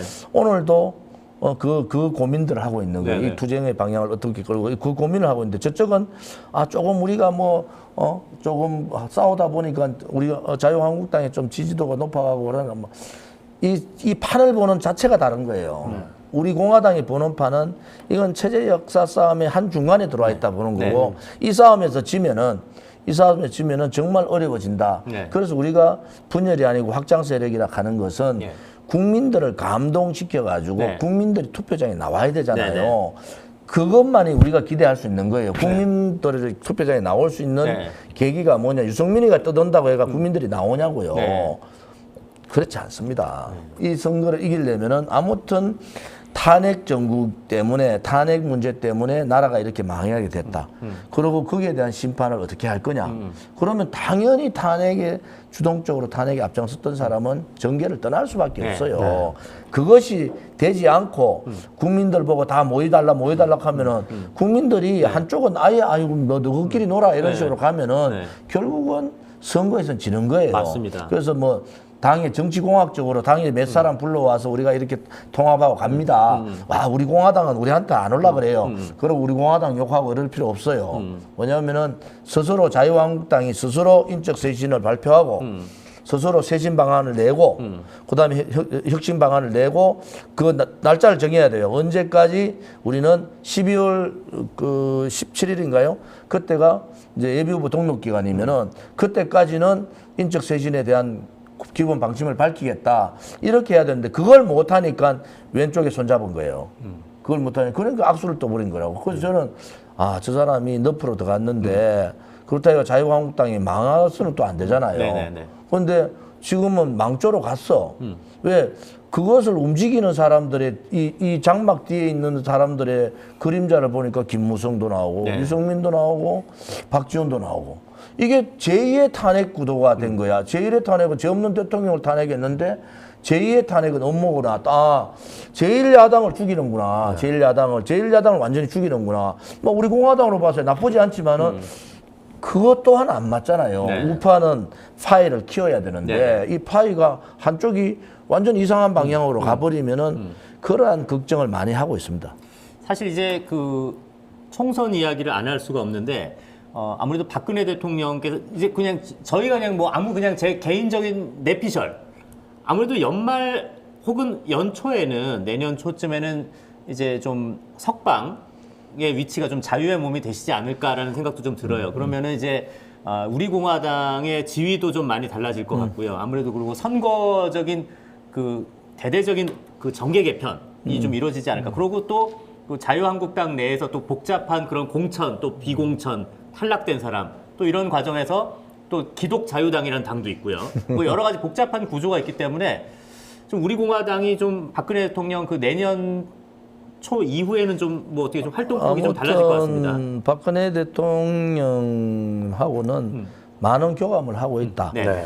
또 제가 편지를 계속 쓰는 것도 바깥에 있는 상황을 정확하게 보고를 드리는 거고 이제 우리가 이제 확장성의 문제에서 뭐 우리 보고 뭐 이삭 죽기 뭐 또 패자 부활절 절대 그래 안 합니다. 네네. 그래 할 이유도 없어요. 네. 내년 들어가지고 국회의원들 돌아봐야 무슨 의미가 있습니까? 아무런 의미가 없는데. 지금이 그렇지 뭐 내년은 지금 뭐 저희들이 애들 5명, 6명 그다음에 나머지 우리하고 뜻을 같이 하는 국회의원 우리가 내칠 필요는 없어요. 그 사람 받아들이고 또 하나는 박근혜 대통령하고 뜻을 같이 했던 사람들이 꽤 있습니다. 지역 단체장이나 광역 단체장 이런 분들도 이제 어느 정도 구성이 되겠죠. 네. 그 시점이 이제 우리가 12월 달 대통령께서 형집행 정지 아까 제가 말씀드린 대로 12월 25일이 이제 옥중투쟁 1000일째 되는 날이고 그다음 설이 있고 또 3월 10일 탄핵된 날이 있잖아요. 이 세 단계를 우리가 좀 보고 있고 그와 관계없이 우리가 지금 인재 영입 부분은 계속 아마 저희들이 인재 영입하는 부분들은 언론 방송이 좀 뭐 안 다뤄도 우리는 지속적으로 젊은 사람들로 계속 또 젊은 사람들 좋은 사람 많이 들어오고 있어요. 그래서 그 사람들을 계속 이제 발표를 해나가고 자유한국당과 뭐가 차이가 나는지 그런 부분들도 우리가 좀 보여줄 필요가 있다 이래 보고요. 저희들도 아마 12월 정도 들어가면은 이번 국회가 끝나는 시점이 12월 12일이니까 아무튼 예산 데드라인 시점이 그쯤에서 이제 선대위 체제로 체제를 바꾸고 뭐 저도 이제 대구 내려가야 되잖아요. 그래서 대구 가서 대구 경북이나 영남권에 뭐 여러 사람들도 후보 추천도 해야 되고 또 맡아야 돼. 홍문정 대표님도 또 지역에 여러 가지 또 경기도 지역이 워낙 크니까 뭐 이래서 역할 분담들이 이제 될 거다. 그리고 인재 영입 부분도 지금 많은 분들하고 접촉을 하고 있습니다. 그렇게 되면은 우선 사람에 따라서 저희들 자유 대구는 솔직히 지금 거의 셋업이 거의 다 됐다 보시면 돼요. 대구 뭐 경북은 지금 조금 더 하고 있는데 한 몇 석 정도 지금 몇 군데 정도 빼놓고 다 되는데 대구 경북은 지금 현직 의원하고 이렇게 맞부딪혀서 여러 가지 보더라도 훨씬 더 나은 분들이다.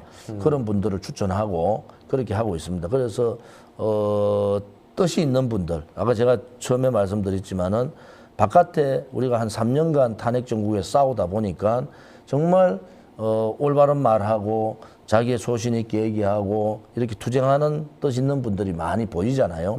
그분들이 활동할 수 있는 공간은 우리 공화당이 가장 맞을 것 같아요.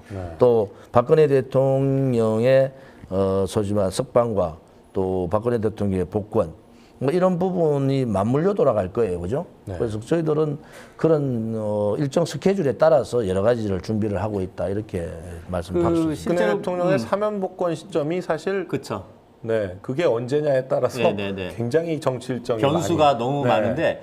사실은 그 뭐 저희가 특정인을 말씀을 드릴 수는 없습니다만 굉장히 그 명망가라고 그러죠. 명망가 이제 그 지자체장 출신이신 분, 수도권 지역도 계신 분, 광역단체장. 경북 지역 쪽도 계시고, 충청도 지역도 계시고, 정말 굉장히 훌륭하신 정치인 분들이 어떻게 보면 약간 우리공화당 쪽 입당을 지금 좀 타진하고 계신 걸로 저희도 좀 파악하고 있습니다. 근데 지금 약간 좀 시기를 좀 조율을 좀 하시는 것 같아요. 지금 광역단체장은 네. 한 분이 아니고 네, 그쵸. 몇 분이 지금 서로 얘기를 좀 하고 있고 네. 아무튼 그분들은 정치 경험도 있고 네. 많이 있으니까 앞장서서 이렇게 방어막을 좀 쳐주시고 네. 또 젊은 네. 우리 젊은 분들은 현장에 나가서 직접 좀 투쟁을 하면서 네. 강력하게 우파 정당의 모습을 제대로 보여줄 수 있는. 근데 지금 그런 상황이 분들이 이제 입당을 벌써 하신다고만 하면 또 그 지역에 있는 그렇죠. 인재들이 네. 이게 그 선택지가 굉장히 네. 이렇게 지금은 자유한국당만 생각하더라도 지역의 맹주의 네. 역할을 하니까. 네. 그런 굉장히 다양한 선택이 가능해질 것 같고. 저도 지금 네. 광역단체장 분들 여러분들 만나고 있습니다. 네. 전화 통화도 하고. 아마 그분들 생각은 아무튼 대통령께서 박근혜 대통령께서 어느 정도 결정을 해주시면은 네. 거기에 따르겠다 하는 분들이 많아요. 그렇죠. 그래서 그 파괴력이 네. 만만치 않을 거다. 네. 자신 있게 제가 말씀드릴 수 있는 네. 거고 다음 총선에서 우리 공화당이 최소 30석은 얻을 거다. 저는 그래 보고 아무튼 이 탄핵 정국 네. 또 문재인 좌파 독재 정권하고 확실하게 싸울 수 있는 그런 정당 그런 정당이 저는 우리 공화당이다. 네. 그래 보고 우리 공화당 당원들이나 우리 공화당의 홍문종 대표님이나 저나 욕심이 없어요. 네. 싸우다 보면 욕심 없어집니다. 싸우지 않으면 욕심이 생기는데 매주 아스팔트 매주 싸우다 보면은 욕심이 없어진다니까. 이제 말난 김에 그냥 신뢰가 되지 않으면 하나만 여쭤볼게요. 하도 많은 분들이 좀 걱정하시는 부분들인데 두 분이 티격태격 하시는 경우도 좀 있다고 그러시는데 어떻습니까? 정당 운영에 네. 있어서 예를 들어서 어디에 가느냐 마느냐 네네. 이런 문제에서 좀 차이는 있지. 네네.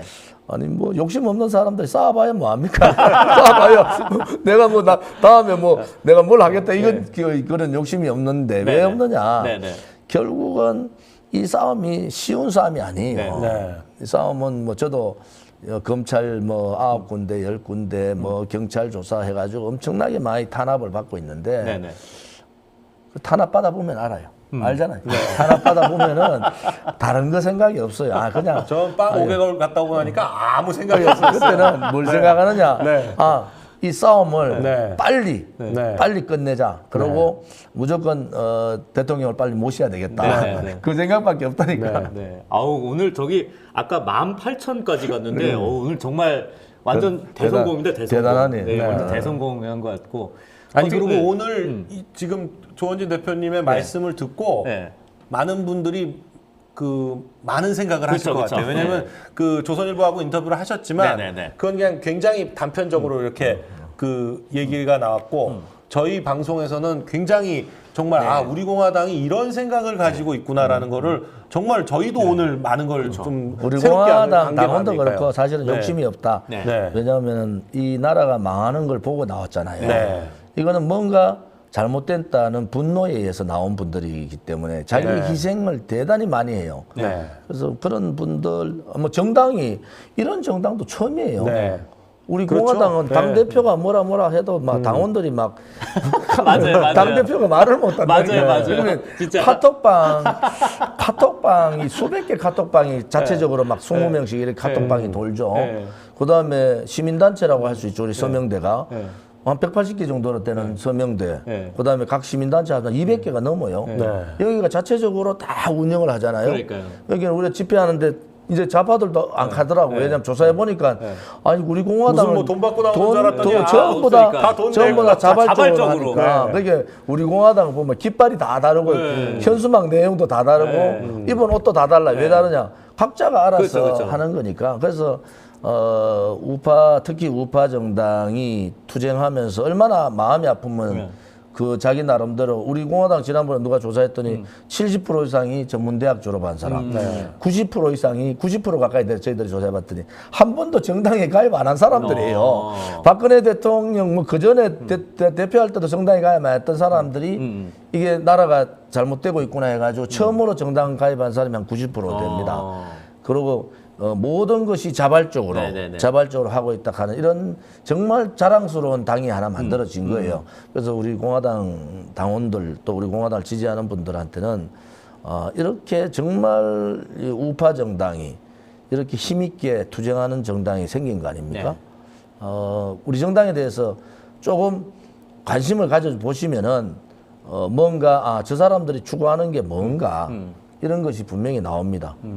그 저희가 그 물론 저희는 알고 있지만 많은 그 시청자 여러분들이나 많은 국민들이 그런 의문을 가지신 분들이 있어요. 뭐 박근혜 대통령 아무도 안 만나고 유영한 변호사만 만난다는데 아니 저 당은 어떻게 해서 박근혜 당을 표방하고 있느냐? 진짜 맞냐? 여기에 대해서 많은 분들이 아직도 조원진 대표, 홍문종 대표가 개인의 사익을 위해서 이거 하는 거 아니냐? 박근혜 팔이 한다. 이름 팔아서 뭐 해보려는 거 아니냐? 그 부분을 저희가 좀 확인을 시켜드리는 차원에서 일단 우리 공화당이라는 당명은 박 대통령이 지으신 거다라는 말씀은 이제 여러 번 하셨잖아요. 그리고 거기에 대해서 박근혜 대통령이 부인하는 말이 한 번도 나온 적이 없으니까 그게 일단 맞을 겁니다.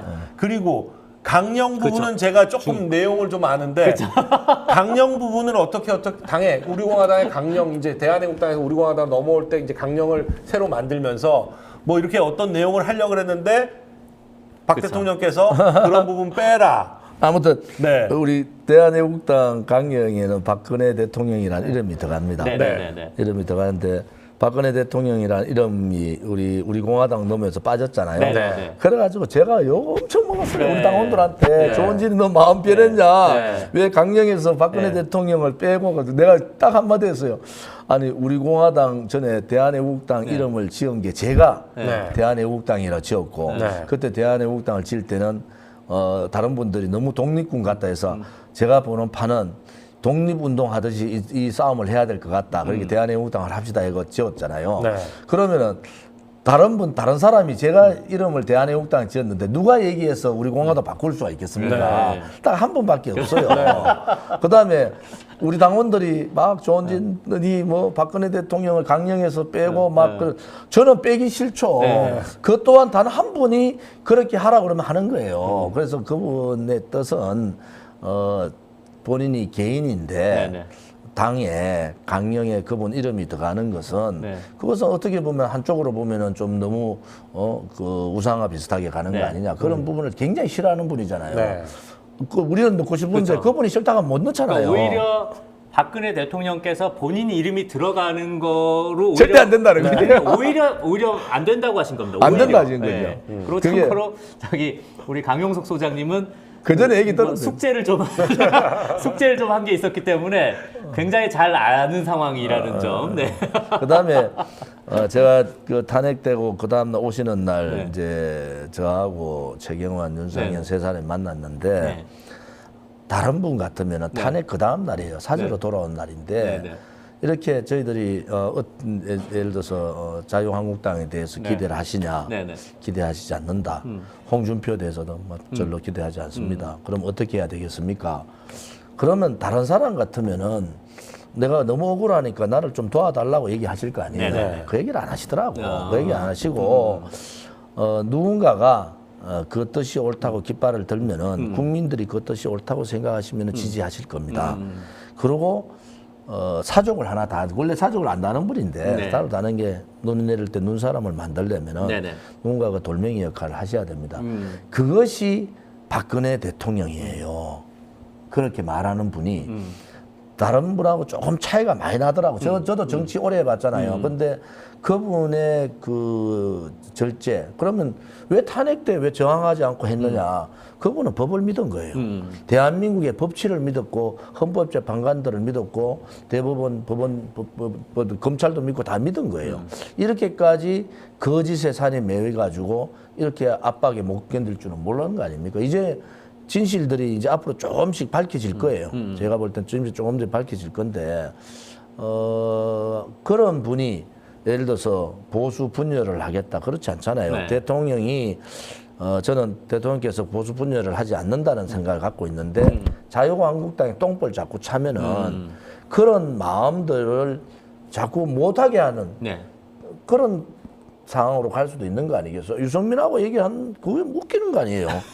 그건 저는 느닷없이 유승민 얘기하길래 제가 보는 주변에 유승민 주변에 얘기를 들어보면은 저 사람들은 총선 때 안 들어오면 안 되는 상황이고 거기에 유승민도 못 견디는 상황이고 안철수하고도 잘 안 되는 상황이다. 그렇죠. 뭐 이런 판인데 이게 이런 식으로 가니까 아까 제가 봤는 그러면 한 2, 3일 지나니까 이제 내막이 나오잖아요. 네네네네. 아, 뒷걸음에 그렇죠. 네. 김무성도 있었구나. 뒷걸음에 박지원도 좀 그러면 관여가 좀 됐겠는데 왜 이렇게 유승민이 들어갔을 때 누가 이득을 보느냐가 문제예요. 그러면 과연 유승민이 들어갔을 때 우파가 이득을 보느냐? 그렇지 않잖아요. 네, 네. 유승민이 들어갔을 때 가장 이득을 보는 사람이 누구겠어요? 손학규 대표 말대로 유승민 빨리 나가라. 그렇죠. 그래야지 우리가 정리할 거 아니냐 그러니까. 이런 식으로 그러면 그 모든 것을 분석을 했느냐는 거야. 만약에 유승민하고 손을 잡았을 때 이쪽 좌쪽에 있는 지금 좌파 연정을 하고자 하는 사람들이 어떻게 정계 개편을 해가는가지 판단을 하고 이 카드를 던졌다는 거예요. 저는 그렇지 못했다고 봐요. 네. 정말 오늘 뭐 완전 대성공으로 오늘 정말 좋은 시간 저희가 가진 것 같고요.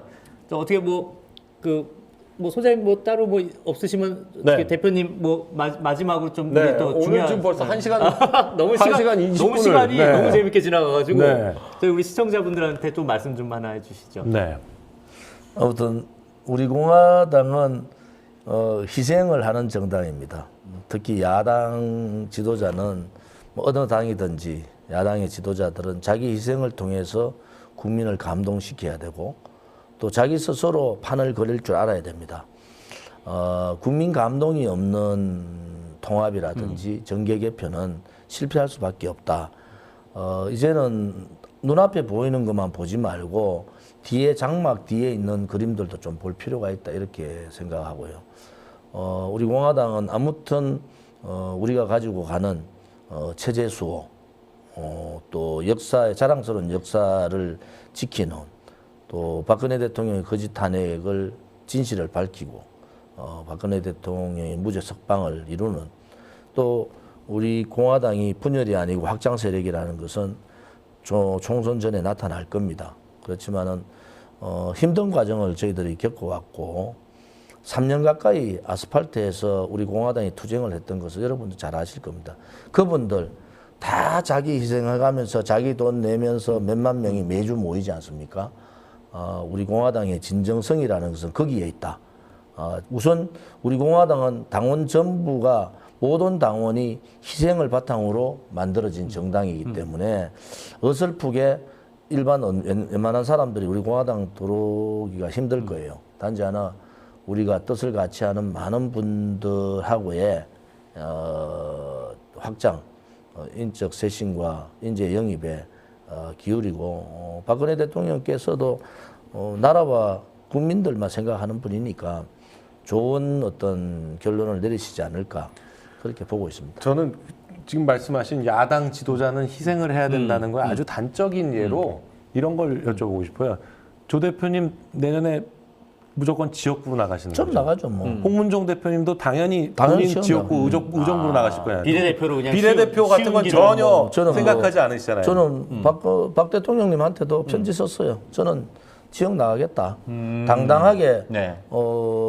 제 지역보다 더 험지가 있으면 또 험지 나가라면 험지 나갈 거예요. 네네네. 단지 하나 제 지역에 뭐 저는 제 지역에 지금 해도 이긴다고 봐요. 왜 국민들은 안 보는 것 같아도 다 봅니다. 네네. 우리 국민들의 이 정치 민도가 상당히 높기 때문에 네네. 누가 올바른 길을 가고 있는가를 판단하고 계시다. 그리고 당당하게 지역구 나가서 싸우는 거죠. 네. 그리고 뭐 싸워서 이겨야죠. 네, 아니 그러니까 진짜 좋은- 그러니까 황교안 대표도 그렇고요. 네네.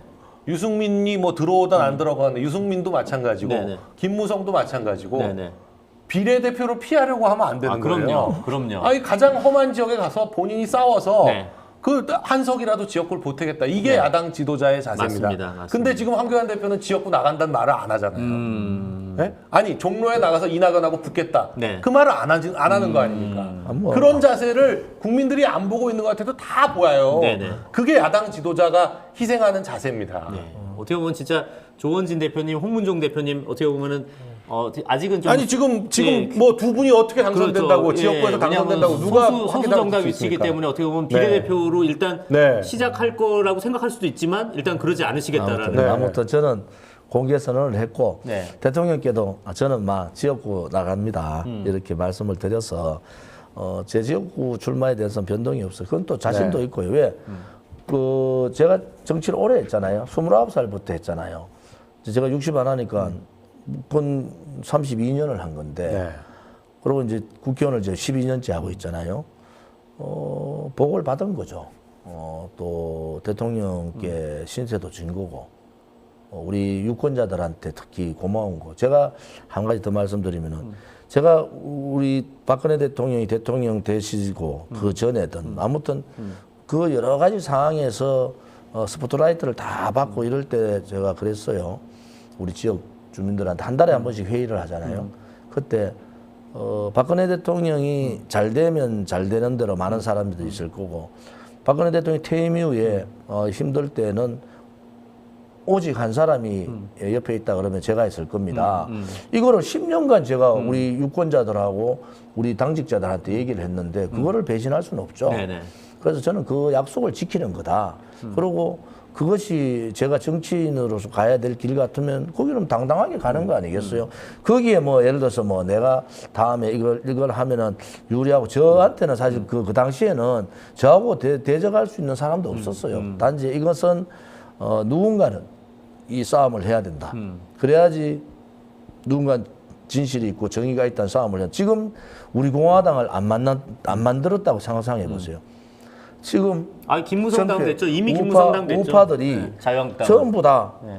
소위 말하는 보수를 지향하는 사람들 대통령 묻고 가자. 네. 지금 대통령 묻으면 안 된다고 네. 하는 쪽이 우리 공화당밖에 없잖아요. 정치. 아니 우리 공화당이 있었기 때문에 자유한국당이 김무성당이 안 된 겁니다. 그러니까 그래서 네. 우리 공화당은 그렇게 가면 안 된다고 그렇게 3년간 싸웠잖아요. 네. 지금 선뜻 김무성이 전면에 못 나서고 정계 뒤로 물러선 이유도 유승민이 정계 앞으로 못 나선 이유도 우리 공화당의 투쟁이 있었어. 네. 그렇지 않으면 지금 만약 우리 공화당이 없다고 지금 생각하면 대통령 묻고 가자는 대세로 그냥 끝났을 거예요. 저항하는 사람이 한 명도 없으니까. 그런데 그것은 불입니다. 네. 우리가 이 문재인 정권 자체를 어떻게 보느냐에 따라서 이 체제 싸움에서 역사 싸움에서 이길 수 있나 없나가 결정돼요. 이게 대단히 중요한 얘기인 네. 게 이 문재인 정권하고 이 좌파 독재 정권들하고 싸움이 대단히 길어질 수가 있잖아요. 그러면 이 정권을 어떤 식으로 보느냐, 어떤 식으로 이 정권을 매듭 지어서 가느냐에 따라서 네. 정의하느냐에 따라서 완전히 달라집니다. 네. 그것은 역사가들도 저항하는 세력이 없이 그냥 묻혀버리면은 촛불혁명은 성공한 혁명이 되는 거예요. 그렇죠.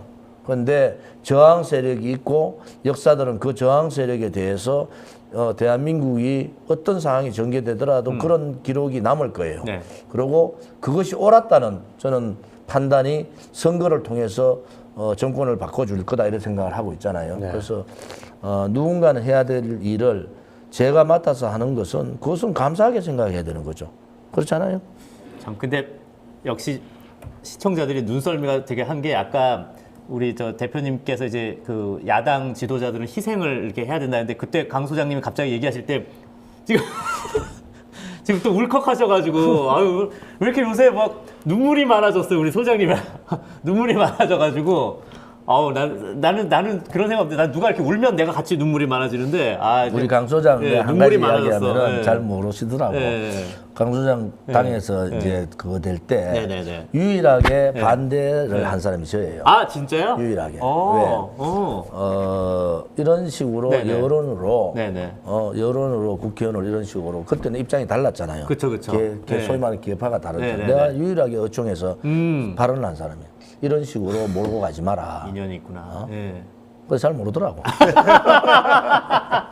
아니 실제로 이게 참 우리가 이렇게 좀 인간적인 게 소재일 때 이제 그 무죄로 이제 석방되고서 우리 장외에서 처음에 홍문종 대표 만나시고 갑자기 막 눈물을 흘리는 거야.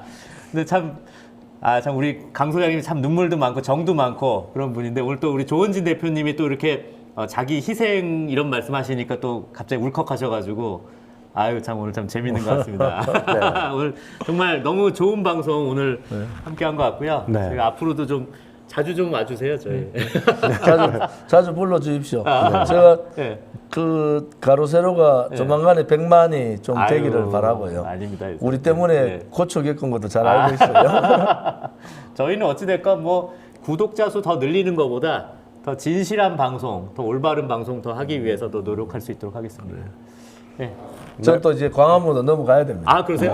그렇죠. 네. 네, 오늘 조원진 대표님 모시고 한 긴급 대담 여기까지 하겠습니다. 저희는 또 7시에 다시 찾아뵙도록 하겠습니다. 대단히 감사합니다.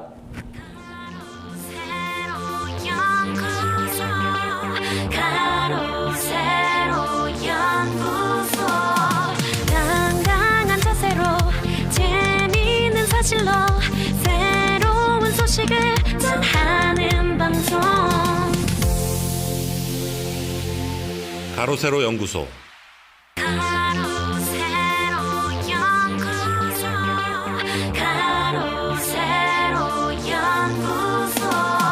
당당한 자세로 재미있는 사실로 새로운 소식을 전하는 방송